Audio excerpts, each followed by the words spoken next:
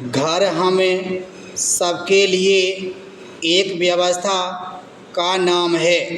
किसी भी व्यक्ति के लिए घर केवल भावनात्मक जुड़ाव से महत्वपूर्ण नहीं होता, बल्कि सुरक्षा और निर्धारित व्यवस्था की वजह से खास बनता है। घर सबके लिए एक ऐसी जगह है। हाँ, हम अपनी जैविक घड़ी को व्यवधान दिए बिना चला सकते हैं। हमें ज़रूरतों की फिक्र कम रहती है। रूठना हमारा अधिकार है और मांगी हुई चीज़ अधिकतर मिल जाती है। इस तरह घर केवल भावना का प्रश्न नहीं है, बल्कि यह प्रत्येक व्यक्ति के लिए ऐसी आकांक्षीय स्थिति का प्रतीक है जहां अपनी मर्जी से चीज़ों को चलाया जा सकता है। घर शब्द हमारे लिए ऐसी यादों से जुड़ा है जिसमें अपनों का साथ और प्रेम मिला होता है, जहां हमारे आराम के लिए जगह होती है।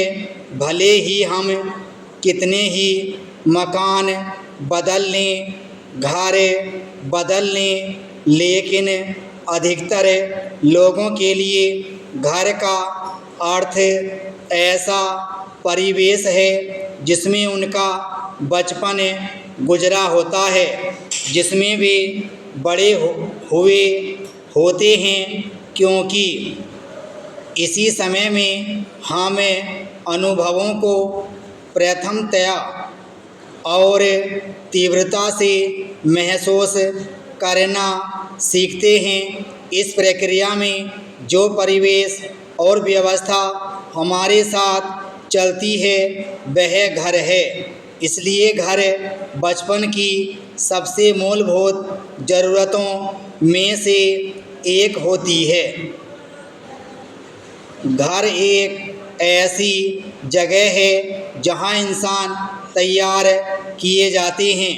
परवरिश के साथ अपनी आदतों और प्रवृत्तियों को मनुष्य यहीं से ग्रहण करता है।